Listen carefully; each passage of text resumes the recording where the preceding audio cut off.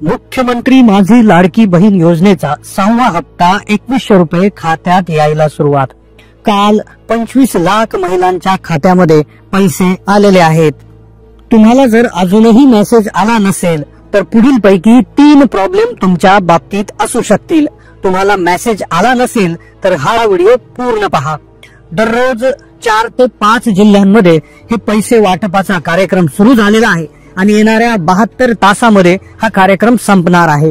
दररोज 10 ते 15 लाख 20 लाख महिलांच्या खात्यामध्ये ह्या पैशांचं हस्तांतरण सुरू झालेलं आहे। तुम्हाला पैसे आले की नाही कमेंट करून कळवा। आम्हाला व्हॉट्सअप, फेसबुक, इंस्टाग्राम, युट्यूब कमेंटच्या माध्यमातून महिलांच्या कमेंट येत आहेत की त्यांना पैसे जमा झालेले आहेत। तुम्हाला जर पैसे जमा झाले नसतील तर कमेंट करा। आता पहा, ज्या महिलांच्या खात्यामध्ये अजूनही पैसे जमा झाले नसतील तर एकतर त्यांचा जिल्हा या लिस्ट मध्ये नसणार आहे किंवा त्यांच्या जिल्ह्यामध्ये अजून वाटपाला सुरुवात झाली नसणार आहे। मग आता हे तुम्हाला समजून घेण्यासाठी जिल्ह्यांची लिस्ट, जे जिल्ह्यांचं वेळापत्रक अचानक काल जाहीर झालं।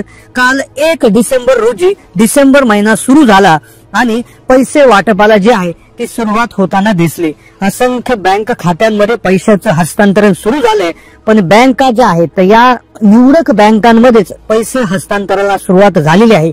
12 ज्या महत्वाच्या बँक आहेत, भारतातल्या अति प्रतिष्ठित आणि जबरदस्त अशा बँक आहेत, तर त्या बँकांमध्ये सर्वात आधी ह्या पैशाचं वाटप झालेलं आहे। आता मग या बँकेमध्ये तुमचं खातं जर नसेल तर त्यामुळे कदाचित तुम्हाला काल पैसे आले नसतील, तर या कुठल्या बँका आहेत की ज्यामध्ये पैसे सुरुवात झालेले हस्तांतरण लवकर होणार आहेत? इंडिया पोस्ट पेमेंट बँक, पोस्टाचं खातं जर तुमचं असेल तर हा व्हिडिओच्या शेवटी खूप महत्वाची टिप त्याच्यामध्ये देण्यात येणार आहे। आता सगळ्यात महत्वाचा विषय जो आहे की तुम्हाला अजूनही पैसे जमा झाले नसतील तर तुमच्या असू शकतात 3 मोठी कारणं। 3 मोठी कारणं कोणती आहेत आणि त्यावर तुम्हाला तातडीनं काम करायचं आहे, कारण की पैसे वाटपाचा कार्यक्रम येणाऱ्या 72 तासामध्ये म्हणजेच 3 दिवसामध्ये पूर्णतः बंद होणार आहे। या काळात जी माहिती तुम्हाला इथून पुढे सांगितली जाणार आहे त्याप्रमाणे जर तुम्ही जो प्रॉब्लेम आहे तो क्लिअर जर केला, तो क्लिअर करणं अतिशय सोपं आहे, तरच पैसे येणार आहे। 2 दिवसापूर्वी महिलांसाठी आम्ही व्हिडिओ टाकला होता। ज्या महिलांना पैसे आले नव्हते त्यांचा जो प्रॉब्लेम होता त्यांनी तो क्लिअर करून घेतला आणि पैसे त्यांना जमा झालेले आहेत। लक्षात घ्या, 2 ते 5 डिसेंबरचा हा जो कार्यक्रम आहे पैसे वाटपाचा तो सुरू झालाय। 1 तारखेला त्या ठिकाणी रविवार होता, आज सोमवार, उद्या मंगळवार, परवा बुधवार, म्हणजे 2 ते 3 दिवसामध्येच प्रचंड पैसे वाटपाचा कार्यक्रम सुरू होत आहे। तुम्हाला जर मेसेज आला नसेल तर त्यासाठी ही कारण असू शकतं, एकतर तुमचा जिल्हा या लिस्ट मध्ये नसेल किंवा तुमचं बँक खातं या 12 बँकेच्या खात्यापैकी नसेल किंवा तुम्ही या अटी किंवा नियमांमध्ये बसत नसाल। आता सगळ्यात महत्वाच्या माहितीला आपण सुरुवात करतोय 2100 रुपये येण्यासाठी, कारण की पहा आता फक्त काही तासच उरलेले आहेत।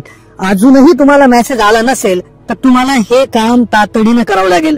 तुम्ही कुठलं तरी काम जर करत असाल, काम करता करता हा व्हिडिओ पाहत असाल तर कृपया लक्षपूर्वक हा व्हिडिओ पाहत राहा, कारण की पुढचे 3 ते 4 मिनिटं तुमच्यासाठी अतिशय महत्वाचे आहे। कारण की एकदा का तुम्ही हे चुकलात, हे काम तुम्ही केलं नाही, याकडे दुर्लक्ष केलं, कारण की तुम्हाला वाटेल 5 हप्ते आले आता इथून पुढचं आपोआप येऊन जाईल, तर असं होणार नाही। काही विशेष काळजी घ्यायची आहे, कारण की काही बँकांची नावे रद्द झालेली आहेत। पोस्टाचं खातं असेल, स्टेट बँक ऑफ इंडियाचं खातं असेल तर त्यासाठी विशेष सूचना जारी करण्यात आलेली आहे। बँकेचे नियम बदलले आहेत, अटी बदललेले आहेत।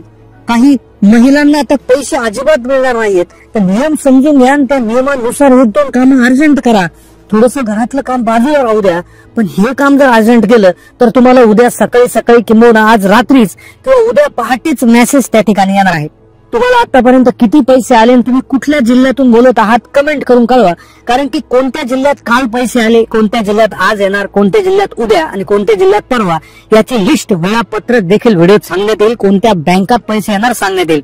व्हिडिओ कृपया शेवटपर्यंत पाहत राहा आणि तुमच्या व्हॉट्सअप ग्रुपवर, फेसबुकवर हा व्हिडिओ पाठवायला विसरू नका।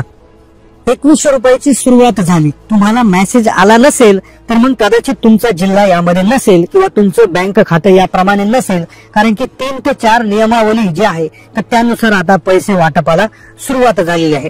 तर आता सगळ्यात आधी आपण जाणून घेऊ की एक नियम किंवा एक अडचण अशी आहे की यामुळे बऱ्याचशा महिलांना पैसे येणार नाही।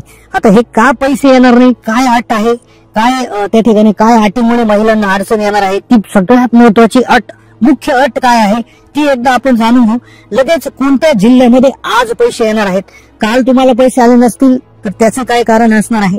त्यानंतर लगेच आपण पाहू, जिल्हे पाहिले की त्यामुळे कळून जाईल की तुम्हाला तुमच्या जिल्ह्यात आज पैसे येणार आहे की नाही, आज नाही येणार तर उद्या येणार आहेत की नाही, ते लगेच कळेल तुम्हाला. 1 मिनिटानंतर लगेच आपण जिल्ह्यांची नावे घेऊ आणि त्यानंतर लगेच व्हिडिओ सोडू नका, कारण की पुढे कोणत्या बँक खात्यात पैसे येणार आहे. भले तुमचा जिल्हा उद्या असला, आज असला, काल असला, पण तुमचं बँक खाते जर याच बँकामध्ये नसेल, हो निवडक बँका निवडलेल्या आहेत, पोस्ट खात्याची अडचण त्या ठिकाणी असू शकते, तर त्या बँक खात्यात पैसे, मग बँक खातं जर तुमचं बरोबर नसेल तर तरी देखील तुम्हाला पैसे येणार आहे. त्यामुळे सगळ्यात आधी आपण जिल्ह्यांची नावे, त्यानंतर कोणत्या बँकेत पैसे येणार आणि त्यानंतर सगळ्यात आधी आपण अटी कुठल्या आहेत त्या अटी विषयी बोलून नंतर जिल्हे आणि बँकाची नावे. व्हिडिओ फक्त स्किप न करता पाहू नका, कारण काय होईल, बऱ्याचशा महिलांनी तिसऱ्या हप्त्याच्या दुसऱ्या हप्त्याच्या वेळेस अशी हे केलं होतं आणि मग त्यांना फार शेवटी पैसे आले होते, काहींना तर अजूनही 1 रुपया आला नाही. आणि सगळ्यात महत्त्वाचं, सगळे हप्ते होऊन दिवाळीचा बोनस म्हणजे गॅस सिलेंडरचे पैसे तुम्हाला आले नाही. तुम्हाला नेमकं आतापर्यंत किती पैसे आले ते कळावं, कारण की आता पहा पैसे वाटपाला झाली आहे सुरुवात, पण या महिलांना आता पैसे मिळण्यामध्ये अडचण, अतिशय मोठी अडचण येऊ शकते. ते अशा महिला की लाडक्या बहीण योजनेचे जे निकष होते, ज्या अटी होत्या, हमी पत्रामध्ये तुम्ही सही करून दिलं होतं, तर ते जे निकष होते ते तुम्ही बारीकपणे वाचले की नाही, हा एक महत्वाचा प्रश्न निर्माण झालाय. कारण की त्यामध्ये सांगितलं होतं, पहा तर हे लक्षपूर्वक ऐका, कारण काय होईल, यानं ह्या अटीत जर तुम्ही बसले नाही तर पुढचे पैसे तुम्हाला मिळण्याची सुतराम शक्यता नाहीये. कसं झालंय, हमी पत्रामध्ये सांगितलं होतं की जे आपल्या घराचं उत्पन्न 2.5 लाखाच्या आत असावं, आपल्या घरामध्ये कोणी सरकारी नोकर नसावं, आपल्या घरात ट्रॅक्टर व्यतिरिक्त कुठली 4 व्हीलर नसावी, आपल्या घरामध्ये जे उत्पन्न आहे ते कमी असावं, पिवळं केशर रेशन कार्ड असावं. पण झालं काय, हे गरीब महिलांसाठी, गरजू महिलांसाठी योजना काढली होती, पण झालं काय, अगदी श्रीमंत उच्च मध्यमवर्गीय महिलांनी देखील याचा लाभ घेतला, अगदी नोकरवर्गीय महिलांनी देखील याचा लाभ घेतलेला आहे. तर त्यामुळेच कदाचित आता पुनर्पडताळणी जबरदस्त रीतीने यामध्ये होऊ शकते, असं त्या ठिकाणी बऱ्याचशा न्यूज चॅनलवर आलेलं आहे. तर कदाचित तुम्हाला अजून जर मेसेज आला नसेल तर कदाचित तुमचं हे कारण त्यामध्ये असू शकतं. आता मग हे झालं अटींच्या बाबतीत. आता तुम्ही अटी बघून घ्या की आपण त्याच्यात बसतो का, आपलं 2.5 लाखाच्या आत उत्पन्न आहे, घरात कोणी सरकारी कर्मचारी आहे का, 4 व्हीलर आहे का, कळवा आम्हाला की तुम्ही अटीत बसता का कुठल्या अटीत बसत नाही. आता मग याच बँकेत पैसे येणार, हे झालं कोणत्या बँकेत पैसे येणार आणि कोणत्या जिल्ह्यात पैसे येणार. आता पहा कोणत्या बँकेत येणार आहेत पैसे. आता पहा 12 राष्ट्रीयकृत बँका ज्या आहेत, आता लक्षात घ्या 12 राष्ट्रीयकृत बँका भारतातल्या सगळ्यात मोठ्या राष्ट्रीयकृत आणि गव्हर्नमेंटच्या याच्यानुसार चालणाऱ्या बँका आहेत. पहा, Bank of Baroda, Bank of India, Bank of Maharashtra, Canara Bank, Central Bank of India, Indian Bank, Indian Overseas Bank, Punjab National Bank, Punjab and Sindh Bank, State Bank of India, Union Bank of India आणि युको बँक.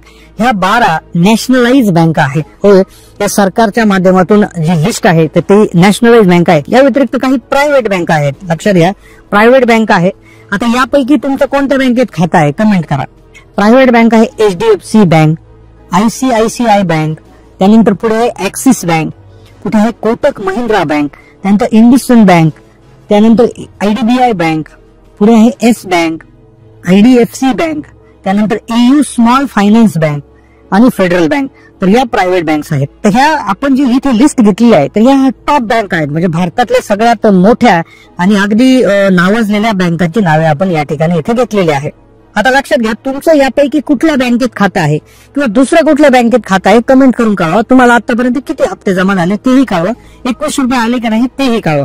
आता पहा, bank खातं कोणतं चालणार आहे, यापैकीच पाहिजे की दुसरे चालतील, पोस्टाचं चालेल का, पण याआधी कोणते जिल्हे आहेत. तर लक्षात घ्या, जिल्ह्यांचे जे वाटप त्या ठिकाणी संभावित वाटप जो आहे तर तो त्या ठिकाणी होऊ शकतो. तर संभावित वाटपासाठी जे जिल्हे निवडले जातात तर सगळ्यात आधी जे जिल्हे असतात ते नेहमी कमी लोकसंख्येचे जिल्हे असतात, ज्यामध्ये सिंधुदुर्ग, गडचिरोली, वाशिम, भंडारा, त्याचबरोबर वर्धा, त्याचबरोबर गोंदिया, रत्नागिरी, त्याचबरोबर नंदुरबार, त्यानंतर धाराशिव.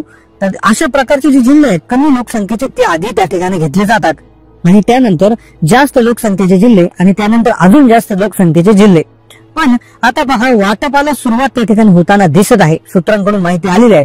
पण तुम्ही तुमचं बँक खातं जे आहे ते क्लिअर करून घ्या. आता पहा, कोणतं बँक खातं चालेल तर तुम्हाला याआधी हप्ते जर आले असतील, म्हणजे 1,000 रुपये तुमच्या खात्यावर जमा झाला असेल तर मग काळजी करू नका, तुमचं बँक खातं कोणत्याही बँकेचं असू दे ते चालणार आहे. मग आता तुम्ही कमेंट करून करा तुमचं कोणत्या बँकेचं खातं आहे आणि किती पैसे आले.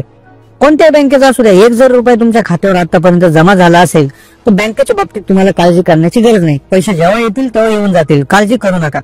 दुसरा प्रश्न असा आहे की मग कोणी काळजी करायची, तर अशा महिलांनी काळजी करायची की ज्यांनी अर्ज भरून त्यांना पैसेच आले नाही, तर त्यांनी बाकी बँकेमध्ये आपलं पासबुक, आधार कार्ड, पॅन कार्ड घेऊन जायचं आहे.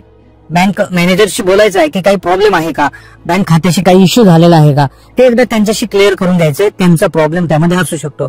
त्यानंतर अटी आणि नियमांचा जो विषय आहे, तर अटी नियम जे हमीपत्रात तुम्ही सही करून दिले होते, तर त्याविषयी देखील आता काळजी करणं गरजेचं आहे. कदाचित यामध्ये पडताळणी त्या ठिकाणी होऊ शकते.